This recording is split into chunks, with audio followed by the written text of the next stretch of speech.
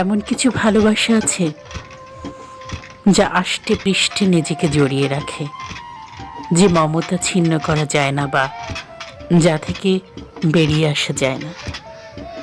এমন একটি গভীর ভালোবাসার বন্ধন আমার এই গ্রামের সাথে। এই গায়ের নাম চর মাটিভাঙা, নাজিরপুর থানা, পিরোজপুর জেলা। প্রায় ৩৭ বছর পর এই গ্রামে গেলাম। এই গ্রামের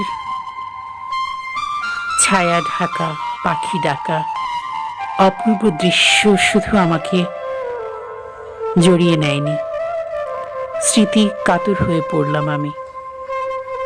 যুদ্ধের সময়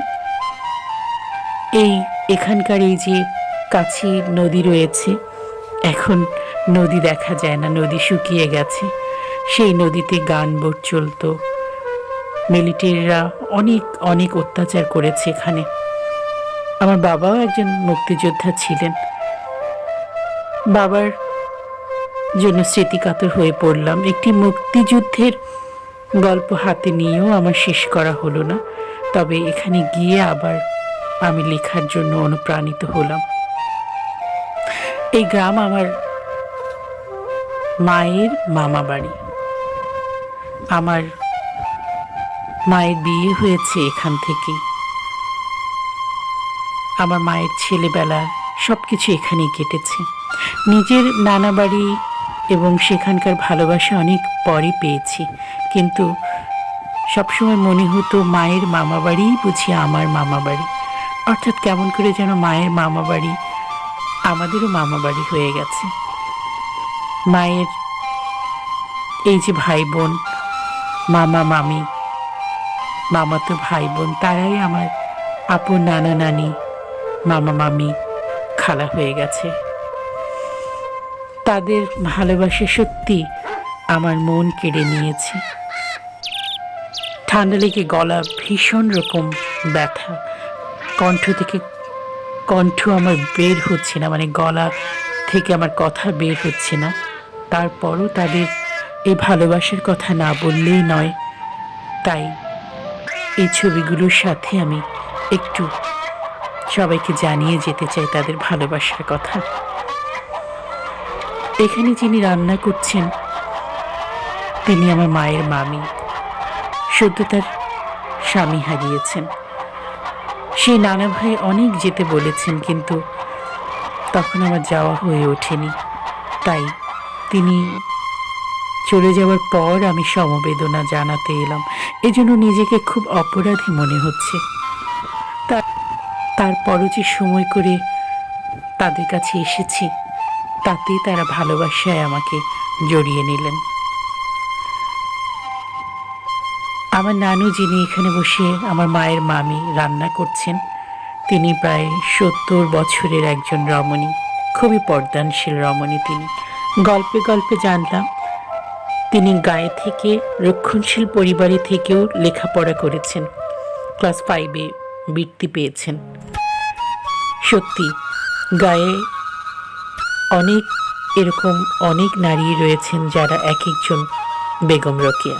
তাকে দেখে আমার নিজের নানুর কথা মনে পড়ল, তাকেও হারিয়েছি।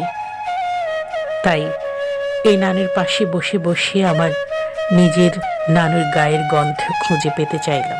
নিজের নানুর সাথে যখন এই গায়ে আসতাম, তখন ছোট লঞ্চ ছিল, টেডি লঞ্চ বলতাম আমরা তাকে।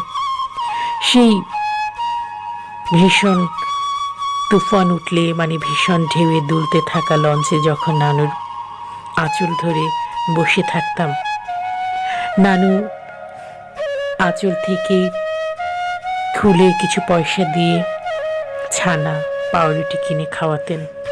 সেই স্বাদ, সেই ভালোবাসা আজ 5 তারকা হোটেলেও খুঁজে পাব না। যা যায় তা কখনো খুঁজে পাওয়া যায় না, তা ফিরে আর আসে না। 2 দিন সেখানে কাটালাম, 2 দিন নয় 3 দিন সেখানে থাকলাম। তারা কিছুতেই আসতে দিতে চান না। এটা ওটা খাওয়াচ্ছেন, পুরো গ্রাম ঘুরে ঘুরে মায়ের সাথে দেখছি, মায়ের স্মৃতি স্মৃতির ঝুলি থেকে সব বের হচ্ছে। আর আমার স্মৃতিতেও যা রয়েছে তাও আমি স্মৃতিকাতর হয়ে পড়ছি। চলে আসার সময় হয়ে গেছে। খুব সকালে নদী পাড়ি গেলাম, যদিও বলেশ্বর নদীটি একেবারে শুকিয়ে গেছে। নদীর এপার ওপার পায়ে হেঁটে যাওয়া যায়, হাঁটু পানি থাকে ভাটার সময়। নদীর পাড় থেকে ঘুরে এসে সকালবেলা দেখি তারা পিঠা বানাচ্ছেন, আমাদের ঢাকা পিঠা দিয়ে দিবেন। গাছের রস পেড়ে এনে রস জাল করছেন, চিতই পিঠা বানাচ্ছেন। চালের গুঁড়ি তারা নিজেরাই করেছেন। এত কষ্ট লাগলো, কোথাও তাদের সহযোগী পাচ্ছে না। তারপরও একজন প্রেগনেন্ট লেডি, অর্থাৎ আমার গর্ভবতী খালা এবং অসুস্থ থাকা আমার মামি, এরা কিনা আমার জন্য ঢেকি পাট দিয়ে চালের গুঁড়ো তৈরি করলেন। মামি চুলোর পিঠে বসে অনেক কষ্ট করেও আমার জন্য পিঠা তৈরি করছেন। নানু এই বয়সে আমার জন্য রান্না করছে। 10টার দিকে আমরা বাড়ি থেকে বের হব, কিন্তু তার মাঝে তারা তোড়জোড় করে এটা ওটা রান্না করলেন, পথে খাবার জন্য দিয়ে দিলেন। আর চিতই পিঠা ভেজে রসে ভেজাচ্ছেন। সেই ভেজানো পিঠা কন্টেনার ভরে দিলেন ঢাকা নিয়ে আসার জন্য। কচু, বড় কচু, মাটির আলু তুলে দিলেন ঢাকা নিয়ে আসার জন্য। এই মমতা আসলে কেমন করে ভুলে যাই। আমি এভাবে ভিডিও তৈরি করব তা হয়তো তারা জানেন না, তাহলে হয়তো আরেকটু গুছিয়ে তারা রান্না করতেন। কিন্তু আমি তাদের রান্নার শুটিংগুলো এজন্য করেছি, যারা আমরা শহরে থাকি, ভালোবাসা কাতর হয়ে পড়ি, দেশের বাইরে থাকি, স্মৃতি কাতর হয়ে পড়ি, তাদের জন্য। আবার আমাদের বর্তমান প্রজন্ম যারা ঢেকি দেখেনি, ঢেকি পাড় জানে না, এরকম মাটির চুলা দেখেনি, সাধারণ মানুষের জীবনযাত্রা দেখেনি, তাদের জন্য একটি উদাহরণ হয়ে থাকুক, সেজন্যই আমার এই ভিডিওটি তৈরি করা। এখানে আমি সব কিছুই আনকাট রেখেছি মাটির চুলা দেখানোর জন্য।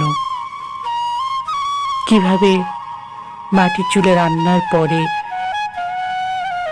ন্যাকড়া দিয়ে পানি মুছে পাতিল পরিষ্কার করা হয়। এই একটি নাম আছে, সে নামটি অবশ্য আমি গ্রামে না যাওয়ার জন্য ভুলে গেছি, না থাকার জন্য গ্রামে।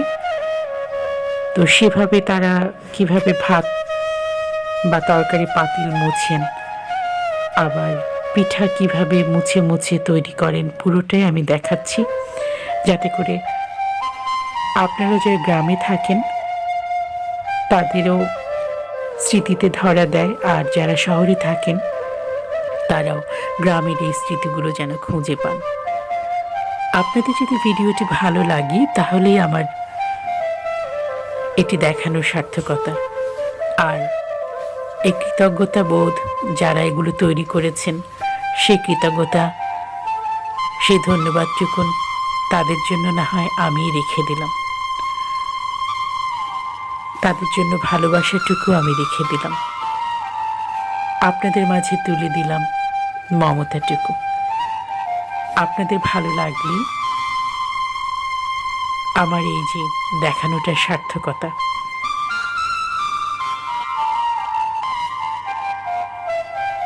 তিনি গরম গরম পিঠা ভাজছেন, আমিও চুলার পেট থেকে পিঠা খাচ্ছি, গল্প করছি তাদের সাথে। আর তাদের এই ভালোবাসা, তাদের এই ঋণ কেমন করে শোধ করব তাই ভাবছি। বিশাল বড় গ্রাম না হলেও যতটুকুন তা ঘুরে ঘুরে দেখা হয়ে গেছে কদিনে। এ বাড়ি ও বাড়ি ঘুরেছি, দেখেছি, অনেক কিছু শিখেছি। গ্রামে সেভাবে থাকা হয় না, মাঝে মাঝে নিজের গ্রামে যাওয়া হয়, কিন্তু এই গ্রামে এত বছর পর গিয়ে অনেক কিছু দেখলাম, শিখলাম।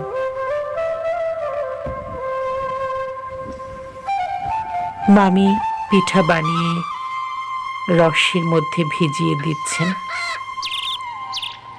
নিজেদের গাছের রস তারা পেরে জাল করেছেন। রসের পিঠা করতে হলে রস খুব ভালো করে জাল করে নিতে হয়, নারকেল দিতে হয়, তারপরে বেশ একটু লালচে অর্থাৎ মিষ্টি ভালো হয়ে এলেই গরম গরম পিঠা ভিজে তার মধ্যে দিতে হয়। শীতের সময় আসলে রসের চিতই পিঠা খাওয়া অন্যরকম স্বাদ। ঢাকায় বসে বা বিদেশে বসে আমরা হয়তো এরকম স্বাদ পাবো না, বা রসই খুঁজে পাবো না। গ্রামেও এখন আর সেই খেজুর গাছ তেমন নেই, গাছ তেমন মানুষ কাটে না। তারপরও যতটুকু নির্ভেজাল রস পাওয়া যায় তা আমরা শহরে বসে খুঁজে পাবই না।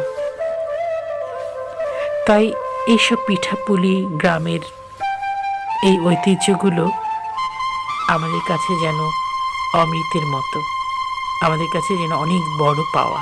সত্যি আসলেই অনেক বড় পাওয়া। এই ঢেকি পাড়, এই ঢেকি ছাটা চালের চাল, এই ঢেকির চালের গুঁড়ো, এগুলো তো আমরা কখনোই আসলে পাবো না। সময়ের সাথে সাথে পাল্টে গেছে অনেক কিছু, কিন্তু তাই বলে হারায়নি, পাল্টায়নি আমাদের মমতা, ভালোবাসা।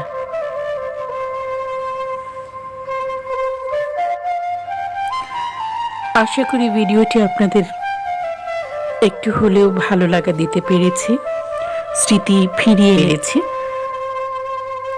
আমার সাথে থাকার জন্য, আমার পাশে থাকার জন্য আপনাদেরকে অসংখ্য ধন্যবাদ। সবাই সুস্থ থাকবেন, ভালো থাকবেন, নিজের খেয়াল রাখবেন। আল্লাহ হাফেজ।